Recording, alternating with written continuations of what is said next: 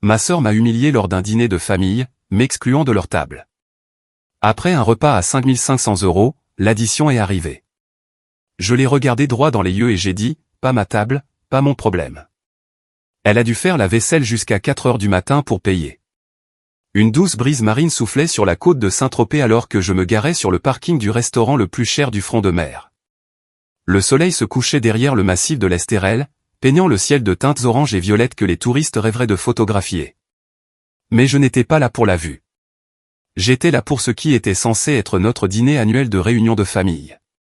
Une tradition qui était devenue une sorte de champ de bataille où les vieilles blessures étaient rouvertes et de nouvelles, profondes, étaient creusées. J'aurais dû savoir que quelque chose n'allait pas quand ma sœur, Chloé, m'a envoyé le nom du restaurant par texto sans aucun contexte. Pas de « peux-tu te permettre cet endroit » ou « j'espère que ça te va de partager l'addition ». Juste le nom d'un restaurant où les entrées commençaient à 40 € et où la carte des vins ressemblait à un prêt immobilier. Mais je m'en sortais bien ces derniers temps, vraiment bien.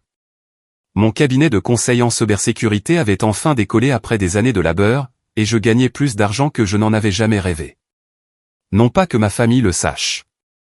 Vous voyez, c'est le truc avec le succès que personne ne vous dit. Parfois, il vaut mieux le garder pour soi, surtout quand votre famille a passé des années à vous traiter comme le mouton noir qui n'arrive pas à mettre de l'ordre dans sa vie. Au cours de la dernière décennie, chaque réunion de famille suivait le même rituel. Mon frère, Antoine, parlait de sa dernière promotion à la banque. Chloé se vantait humblement du cabinet médical de son mari et de leur nouvelle maison à Cannes. Mon cousin, Julien, montrait des photos de ses dernières vacances en Europe. Et moi, j'étais assis là, hochant la tête pendant qu'ils échangeaient des regards qui disaient « Le pauvre, il galère toujours ». La vérité, c'est que j'avais galéré. Après l'université, j'avais enchaîné les petits boulots sans avenir, vécu dans un studio à peine habitable et vu les réunions de famille devenir des exercices pour me sentir inadéquat. Mais il y a 2 ans, tout a changé. Les violations massives de données dans plusieurs grandes chaînes hôtelières ont créé un besoin désespéré d'expertise en cybersécurité dans l'industrie du tourisme de luxe de la Côte d'Azur. Mon expérience en informatique et en hôtellerie me rendait particulièrement qualifié pour aider les complexes hôteliers à mettre en œuvre des refontes complètes de leur sécurité. Ce qui a commencé comme un contrat de 50 000 € s'est transformé en contrat de maintenance continue avec 12 grands établissements de la région. Je gagnais maintenant environ 35 000 € par mois avec une liste de clients en attente. Mais je continuais à vivre dans le même appartement, à conduire la même vieille Peugeot et à porter les mêmes vêtements de friperie. En partie parce que je suis naturellement économe, mais surtout parce que j'en avais assez de la dynamique familiale. Laissez-les penser que je tirais encore le diable par la queue. C'était plus facile que de gérer le changement soudain d'attitude qui viendrait s'ils savaient que je gagnais maintenant plus que la plupart d'entre eux réunis. En me dirigeant vers le restaurant, je pouvais les voir à travers les baies vitrées, déjà assis à ce qui semblait être la meilleure table de l'établissement, juste au bord de la mer. La table était immense, pouvant facilement accueillir 12 personnes, avec des nappes blanches impeccables et suffisamment de verre à vin pour approvisionner un petit bar. Antoine gesticulait de manière animée tandis que sa femme, Camille, riait de quelque chose qu'il avait dit.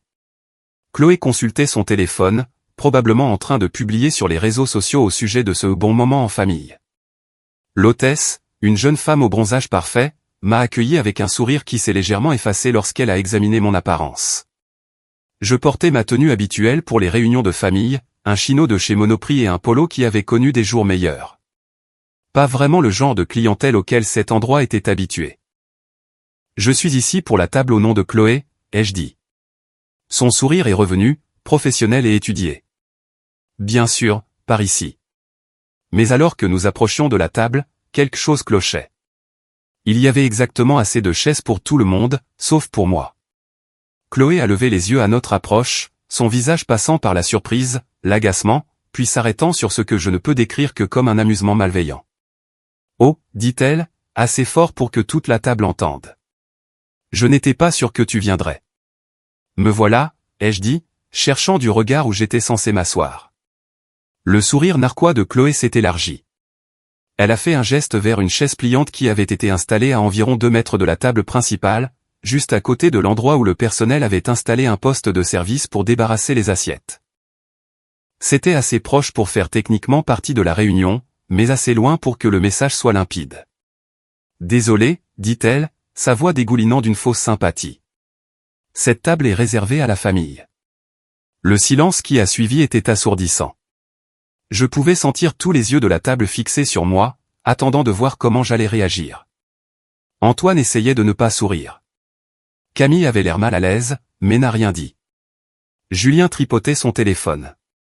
Même maman, dont j'attendais qu'elle prenne la parole, a simplement baissé les yeux sur ses mains. J'avais deux choix. Je pouvais faire une scène, la confronter, exiger de savoir quel était son problème, demander à maman pourquoi elle ne disait rien. Ou je pouvais jouer le jeu et voir où cela menait. Pas de problème, ai-je dit en m'installant sur la chaise pliante avec un sourire. C'est parfait, en fait. Superbe vue d'ici. Le rire qui a éclaté à table était aigu et cruel. Chloé avait l'air presque déçue que je n'ai pas mordu à l'hameçon. Elle espérait clairement une réaction plus vive. Peut-être des supplications ou des plaidoyers qui lui donneraient encore plus de munitions. Quel bon joueur, a dit Antoine en levant son verre de vin pour un toast moqueur. Toujours si accommodant. Le serveur est apparu, un homme d'une cinquantaine d'années à l'allure professionnelle, qui travaillait manifestement dans des restaurants haut de gamme depuis des décennies. Il a commencé à prendre les commandes de boissons, en commençant par le vin cher qu'Antoine avait déjà choisi. Je les ai regardés commander des cocktails qui coûtaient plus cher que ce que la plupart des gens dépensent en course en une semaine. Quand il est arrivé à moi, j'ai commandé une carafe d'eau. Juste de l'eau ? A demandé Chloé. Allez, profite un peu.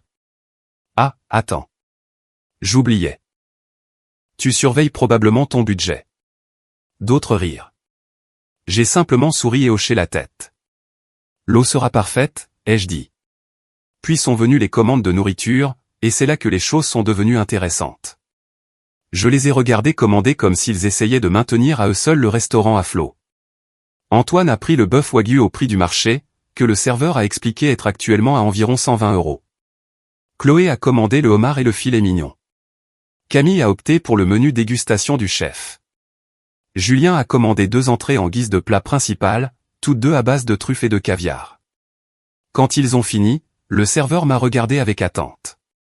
En fait, je n'ai pas très faim, ai-je dit. Peut-être juste un peu de pain si vous en avez. Vous êtes sûr, a demandé le serveur. Nous avons d'excellents poissons du jour ce soir. Ça ira, merci. Chloé s'est penchée en arrière sur sa chaise, l'air satisfaite. C'est probablement mieux comme ça, a-t-elle dit. Ce n'est pas vraiment ton genre d'endroit de toute façon. Et c'est là que j'ai compris ce qui se passait. Ce n'était pas juste de la cruauté désinvolte. C'était planifié. Chloé avait délibérément choisi le restaurant le plus cher de la côte, s'était assuré que j'étais exclu de la table principale, et me mettait maintenant dans une position où soit j'aurais l'air radin en ne commandant rien, soit je me ruinerais en essayant de suivre. Elle essayait de m'humilier devant toute la famille. Mais voici ce qu'elle ne savait pas. J'aurais pu acheter ce restaurant. Sans exagérer, mes contrats de conseil valaient plus que le chiffre d'affaires annuel de cet endroit. J'aurais pu commander tout ce qui figurait sur le menu et à peine remarquer l'impact sur mon compte en banque. Au lieu de cela, je me suis assis sur ma chaise pliante, j'ai siroté mon eau et j'ai regardé le spectacle. La nourriture est arrivée par vagues, chaque plat plus élaboré que le précédent. Le wagyu d'Antoine est arrivé sur une assiette qui valait probablement plus que mon ancien loyer mensuel. Le homard de Chloé était de la taille d'un petit enfant. Le sommelier est apparu avec des accords mets et vins qui coûtaient plus cher le verre que ce que la plupart des gens dépensent pour une bouteille entière. Je les ai regardés manger, boire et rire, me lançant occasionnellement des commentaires sur ce que je manquais, sur le fait que je devrais vraiment essayer d'élargir mes horizons, sur le dommage que je ne puisse pas me permettre de profiter des bonnes choses de la vie. Pendant tout ce temps, je me contentais de sourire et de hocher la tête, jouant le rôle qu'ils avaient écrit pour moi. Mais je faisais aussi des calculs mentaux de chaque plat, chaque boisson, chaque plat supplémentaire qu'ils commandaient. Les chiffres grimpaient vite, plus vite que je ne pense qu'aucun d'entre eux ne le réalisait. Ce n'était pas juste un dîner cher. Cela approchait le prix d'un loyer pour la plupart des gens. À peu près à mi-parcours du repas, quelque chose d'intéressant s'est produit. Chloé s'est excusée pour aller aux toilettes et j'ai remarqué qu'elle s'arrêtait à l'accueil sur le chemin du retour. Elle a eu une brève conversation avec le directeur, en désignant notre table. Quand elle est revenue, elle avait un air satisfait sur le visage qui m'a dit tout ce que j'avais besoin de savoir. Elle s'était arrangée pour que l'addition me soit apportée. J'aurais dû être en colère. J'aurais dû paniquer. Au lieu de cela, j'ai senti un calme s'installer en moi qui était presque zen, parce que Chloé venait de faire une erreur de calcul cruciale. Elle partait du principe que j'étais toujours le gars fauché et en difficulté qui se présentait aux réunions de famille depuis 10 ans. Elle n'avait aucune idée que je pouvais couvrir cette addition sans même vérifier mon solde bancaire. Mais plus important encore, elle venait de me donner l'occasion parfaite de lui donner une leçon qu'elle n'oublierait jamais. La soirée s'est poursuivie avec plus de plats, plus de vin, plus de rire à mes dépens. Ils ont commandé un dessert, pas seulement un dessert, mais toute la carte des desserts à partager. Ils ont commandé des digestifs qui coûtaient plus cher que les mensualités de voiture de la plupart des gens. Ils passaient le meilleur moment de leur vie. Et pourquoi pas? Ils pensaient que quelqu'un d'autre payait pour tout ça. Je me suis assis sur ma chaise pliante, regardant le soleil finir de se coucher sur la Méditerranée, et j'ai attendu. Finalement, après ce qui a semblé des heures, mais qui n'était probablement qu'environ 2 heures, le serveur s'est approché avec le porte-addition en cuir que tout client de restaurant apprend à redouter.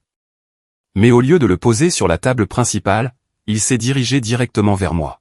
« Monsieur, dit-il, sa voix portant dans la section soudainement silencieuse du restaurant. Votre addition. » Le silence qui a suivi était différent du silence précédent. Ce n'était pas un silence d'anticipation. C'était le genre de silence qui précède l'explosion d'une bombe. Je me suis levé lentement, laissant le porte-addition fermé sur ma chaise pliante. Tous les yeux du restaurant semblaient maintenant fixés sur notre table, attirés par la tension soudaine qui avait remplacé les rires précédents. J'ai regardé directement Chloé, qui fixait le porte-addition comme s'il pouvait contenir un serpent vivant. « Vous savez quoi ?» ai-je dit, ma voix portant clairement dans le restaurant silencieux. « Vous avez absolument raison sur une chose. » Les yeux de Chloé se sont levés pour croiser les miens. Pour la première fois de la soirée, elle avait l'air incertaine. « Ce n'est pas ma table », ai-je poursuivi, en désignant l'étalage élaboré d'assiettes vides et de verres à vin. Vous l'avez rendu très clair quand vous m'avez indiqué cette chaise près du poste de service. Vous avez dit que cette table était réservée à la famille. La couleur commençait à quitter le visage de Chloé. Donc, voilà le truc, ai-je dit en sortant mon portefeuille et en plaçant un billet de 20 € sur ma chaise pliante. Ça devrait couvrir mon eau et le pain. Le reste de tout ça, ce n'est pas mon problème. Le silence s'est étiré comme un élastique sur le point de casser. Quant à la règle de la famille, ai-je continué, je suppose que cela signifie que vous pouvez tous vous occuper de l'addition familiale ensemble. Et sur ce, je suis sorti. Je n'ai pas couru. Je ne me suis pas pressé. J'ai marché à un rythme normal à travers le restaurant, dépassant les autres convives qui essayaient de ne pas me dévisager, dépassant l'hôtesse qui avait l'air confuse, et je suis sorti dans la douce soirée de la Riviera. Derrière moi, je pouvais entendre l'explosion commencer, les voix s'élever, les chaises grincer, quelqu'un criait mon nom. Je suis monté dans ma Peugeot et je suis rentré chez moi, dans mon modeste appartement, où j'ai commandé une pizza et regardé Netflix comme si c'était un soir comme les autres.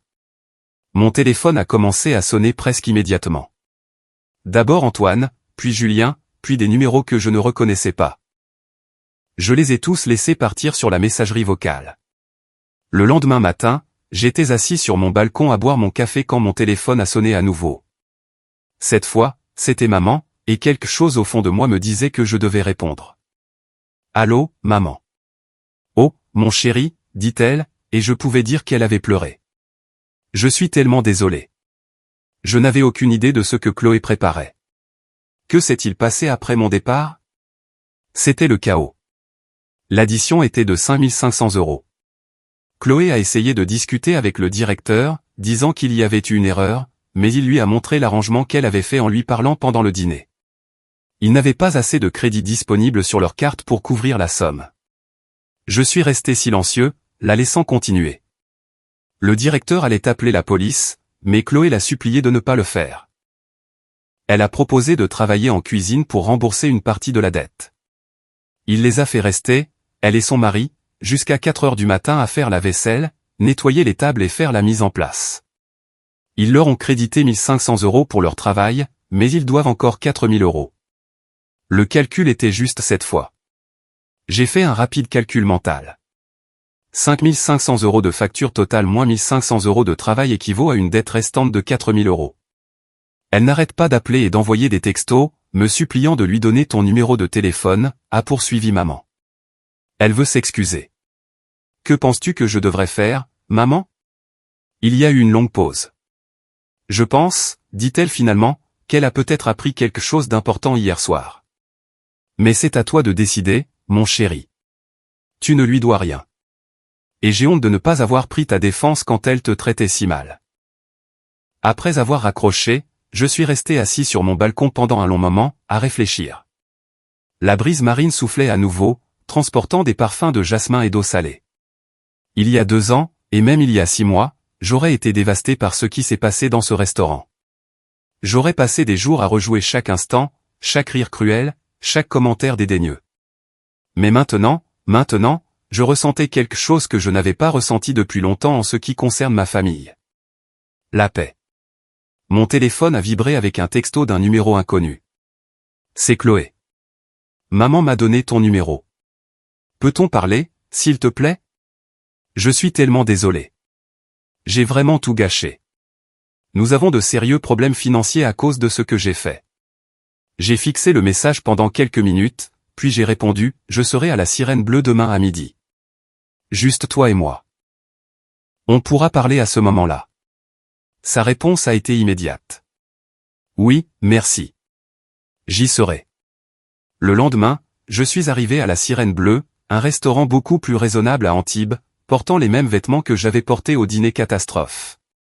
Chloé était déjà là, assise à une petite table près de la fenêtre, l'air de ne pas avoir dormi. Ses cheveux habituellement parfaitement coiffés étaient attachés en une queue de cheval désordonnée, et elle ne portait pas de maquillage. Merci d'être venu, dit-elle alors que je m'asseyais. Tu as dit que tu voulais t'excuser. Oui.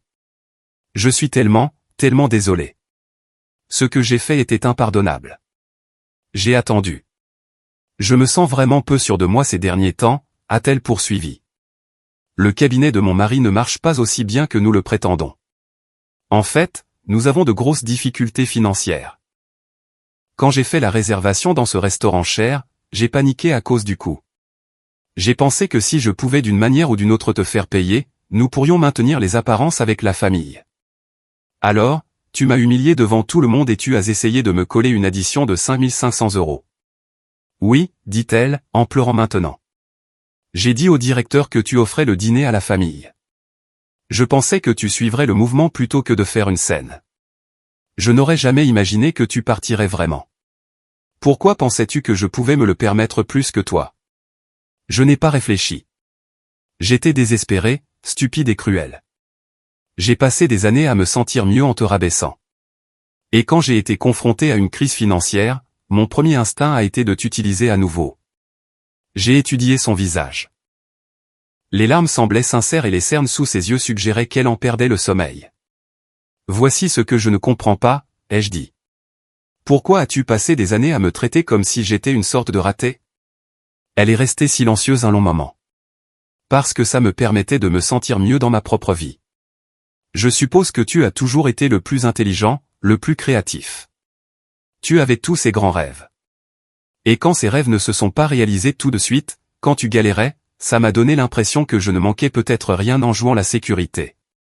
Et maintenant, continua-t-elle, maintenant je réalise que pendant que je me sentais supérieur face à tes difficultés, tu étais probablement en train de construire quelque chose. Et c'est moi qui ai été la vraie ratée, jalouse et cruelle envers quelqu'un qui ne le méritait pas. J'ai commandé un plat du jour et une bière.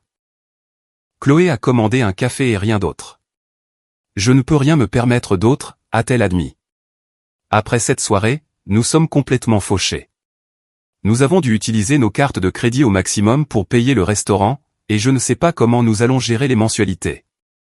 Nous sommes restés assis en silence un moment, regardant les vagues s'écraser sur le rivage. Des familles jouaient sur le sable. Des enfants couraient avec cette joie insouciante que l'on ne ressent qu'en vacances au paradis. J'ai une proposition à te faire, ai-je finalement dit. Chloé a levé les yeux, pleine d'espoir. Je vais rembourser ta dette au restaurant. L'intégralité des 4000 €. Ses yeux se sont écarquillés. Vraiment? Oh mon Dieu. Merci. Je n'ai pas fini. En échange, tu vas faire quelque chose pour moi. N'importe quoi. Tu vas t'excuser auprès de moi devant toute la famille. Pas un simple désolé, de vraies excuses où tu expliques ce que tu as fait et pourquoi c'était mal. Et ensuite, tu vas me traiter avec respect à l'avenir. Plus de commentaires désobligeants. Plus d'exclusions. Plus de traitement comme si j'étais moins que toi. Oui, absolument. Et une dernière chose. Tu vas faire du bénévolat à la banque alimentaire de Fréjus pendant 6 mois, tous les samedis matins. Parce que peut-être que passer du temps à aider des gens qui sont réellement en difficulté te donnera une certaine perspective sur ce que sont les vrais problèmes. Chloé a hoché la tête avec empressement. Oui, je ferai tout ça. Merci beaucoup de me donner une chance de réparer les choses. J'ai payé le déjeuner et nous sommes sortis ensemble sur le parking. Puis-je te demander quelque chose ? A dit Chloé. Comment peux-tu rembourser 4 000 € si facilement ? Tu t'en sors mieux que nous le pensions ? Chloé, je dirige un cabinet de conseil en cybersécurité depuis 2 ans. Je gagne plus en un mois que la plupart des gens ne gagnent en un an. Sa mâchoire est tombée. Quoi ? Comment ? Quand est-ce que c'est arrivé ? Tu te souviens de toutes ces violations de données dans les hôtels il y a quelques années ? Il s'est avéré qu'il y avait une énorme demande pour quelqu'un qui comprenait à la fois les systèmes hôteliers et la cybersécurité. J'ai travaillé avec de grandes chaînes hôtelières sur toute la Côte d'Azur, mettant en œuvre des refontes de sécurité et maintenant leur système. Et tu n'as jamais rien dit. Est-ce que ça aurait changé quelque chose ? M'aurais-tu mieux traité si tu avais su que je réussissais ? Elle y a réfléchi un instant. Probablement. Et c'est horrible, n'est-ce pas ? Que je ne respecte les gens que sur la base de l'argent qu'ils ont. Oui, ça l'est un peu. 3 semaines plus tard, nous avons eu une autre réunion de famille, cette fois dans un restaurant de plage décontracté à Ramatuelle. Chloé a tenu parole. Elle s'est levée devant tout le monde et a présenté des excuses sincères qui ont laissé la plupart de la table dans un silence stupéfait. Elle a expliqué ce qu'elle avait fait, pourquoi c'était mal, et comment elle prévoyait de se racheter. Antoine a essayé d'en faire une blague, mais Chloé l'a immédiatement fait taire. Ce n'est pas drôle, a-t-elle dit. Ce que j'ai fait était cruel et j'en ai honte. Maman a finalement pris la parole aussi, s'excusant de ne pas m'avoir défendu ce soir-là. J'étais tellement choquée par ce qui se passait que je suis restée paralysée, a-t-elle dit. Mais ce n'est pas une excuse. Tu es mon fils, et j'aurais dû te défendre. La dynamique familiale a changé après cela. Pas complètement. Des décennies de schémas établis ne changent pas du jour au lendemain. Mais la cruauté désinvolte a cessé. La supposition que j'étais en quelque sorte moins réussi ou moins digne que les autres a pris fin. Et Chloé, fidèle à sa parole, a commencé à faire du bénévolat à la banque alimentaire. Elle a également lancé une petite entreprise de photographie dont elle avait toujours rêvé mais n'avait jamais eu le courage de poursuivre. Il s'avère que lorsque vous arrêtez de dépenser toute votre énergie à rabaisser les autres, vous avez plus de bandes passantes pour vous construire. Quant à moi, j'ai gardé mon appartement pendant encore 1 an, mais j'ai finalement déménagé dans une modeste maison à Grasse avec un vrai bureau à domicile. J'ai gardé ma Peugeot jusqu'à ce qu'elle rende l'âme, puis j'ai acheté une Renault raisonnable. J'ai renouvelé ma garde-robe, mais pas de manière spectaculaire. Le plus grand changement a été que j'ai commencé à être plus ouvert sur mon succès. Pas de manière vantarde, mais de manière honnête. Quand les gens me demandaient ce que je faisais dans la vie, je leur disais. Quand des membres de la famille avaient besoin d'aide, une vraie aide, pas seulement des sauvetages pour leurs propres mauvaises décisions, j'étais là pour eux. Ce qui est drôle avec toute cette expérience, c'est comment elle a changé ma relation avec l'argent lui-même. Pendant des années, j'ai pensé qu'en avoir plus résoudrait tous mes problèmes, me donnerait plus confiance en moi, m'apporterait le respect que je convoitais de ma famille. Mais assis sur cette chaise pliante, les regardant festoyer tout en me traitant comme un déchet, j'ai réalisé quelque chose de profond. L'argent ne fait qu'amplifier qui vous êtes déjà. Si vous êtes cruel quand vous êtes fauché, vous serez probablement cruel quand vous serez riche. Si vous êtes gentil quand vous n'avez rien, cette gentillesse ne fera que grandir avec votre compte en banque. 2 ans après l'incident du restaurant, je me sentais enfin à l'aise pour organiser des réunions de famille chez moi, au lieu de nous retrouver dans des restaurants où quelqu'un se sentait toujours obligé de prouver quelque chose par sa commande. La première fois que Chloé est venue dîner chez moi, elle a apporté un cake à la banane fait maison et a insisté pour aider à faire la vaisselle.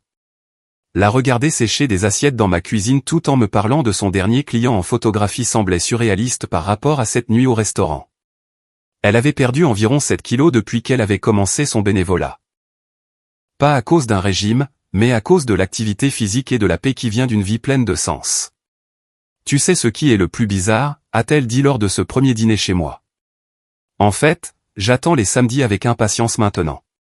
La semaine dernière, un monsieur âgé est venu, qui me rappelait grand-père. Et quand je lui ai tendu son repas, il s'est mis à pleurer et m'a dit que c'était la première fois que quelqu'un lui souriait depuis des semaines. J'ai réalisé que j'ai passé tellement d'années à me concentrer sur le fait d'obtenir du respect que j'ai oublié d'en donner. Antoine a mis plus de temps à changer. Il a continué à faire des blagues sur la grande catastrophe du restaurant jusqu'à ce que Camille lui dise enfin de se taire. Apparemment, elle avait aussi réfléchi de son côté à la dynamique familiale. Julien s'est finalement excusé aussi, admettant qu'il avait été mal à l'aise avec toute la situation, mais n'avait pas eu le courage de parler. Les schémas familiaux sont profondément ancrés, mais ils ne sont pas immuables si les gens sont prêts à faire le travail. Mon entreprise a continué de croître, et avec le succès sont venues des opportunités que je n'aurais jamais imaginées. J'ai commencé à être invité à prendre la parole lors de conférences sur la cybersécurité. D'autres entrepreneurs sollicitaient mes conseils pour percer dans le secteur de la technologie hôtelière. Mais la croissance la plus significative n'a pas été professionnelle. Elle a été personnelle. J'ai appris à fixer des limites, à m'estimer indépendamment de l'opinion des autres, et à reconnaître que la vraie famille n'est pas une question de lien de sang, mais de qui est là pour vous quand ça compte. 3 ans plus tard, j'étais de retour dans ce même restaurant cher de Saint-Tropez. Cette fois pour un dîner d'affaires avec un client potentiel qui insistait pour s'y rencontrer. Le serveur qui nous avait servi cette nuit-là m'a reconnu et est venu me dire bonjour. « J'espère que ça ne vous dérange pas que je demande », a-t-il dit. « Mais que s'est-il passé avec votre famille ce soir-là ? Je travaille ici depuis 20 ans, et je n'ai jamais rien vu de tel. » J'ai souri en pensant à la dernière publication Instagram de Chloé, une photo d'elle servant des repas à la banque alimentaire avec la légende « Apprendre ce qui compte vraiment ». Parfois, ai-je dit, les gens ont besoin d'apprendre à la dure que les actions ont des conséquences. Mais la bonne nouvelle, c'est que la plupart des gens peuvent apprendre si on leur en donne la chance. Le serveur a hoché la tête, songeur. Votre sœur est revenue le mois dernier. Vous savez, elle a amené toute sa famille pour dîner et a insisté pour tout payer d'avance. Elle a aussi laissé un pourboire plus important que l'addition totale de la plupart des gens. Ça lui ressemble bien, ai-je dit. Et c'était vrai, parce que les gens peuvent changer, même quand on pense qu'ils ne le peuvent pas. Parfois, ils ont juste besoin de la bonne motivation. Parfois, ils ont besoin de passer une nuit à faire la vaisselle jusqu'à 4 heures du matin pour se souvenir de ce qu'est l'humilité. Parfois, ils ont besoin de réaliser que la personne qu'ils ont méprisée est en fait celle qui pourrait les élever. Le coucher de soleil sur la Méditerranée était tout aussi beau qu'il l'avait été cette nuit-là, 3 ans auparavant, mais cette fois, je le regardais avec appréciation au lieu de colère. La brise marine portait le même sentiment de paradis, mais maintenant elle semblait porteuse de possibilités au lieu de moquerie. Et quelque part sur la côte, ma sœur se préparait probablement pour un autre samedi matin à la banque alimentaire, apprenant que la meilleure façon de se sentir bien dans sa peau n'est pas de rabaisser les autres, mais de les élever. Parfois, la meilleure vengeance n'est pas du tout une vengeance. C'est parfois simplement de laisser les gens faire l'expérience des conséquences naturelles de leur choix, puis d'être assez magnanime pour les aider à devenir meilleurs quand ils sont prêts à changer. Mais je ne vais pas mentir, voir le visage de Chloé quand elle a réalisé qu'elle était coincée avec cette addition de 5 500 € était assez satisfaisant.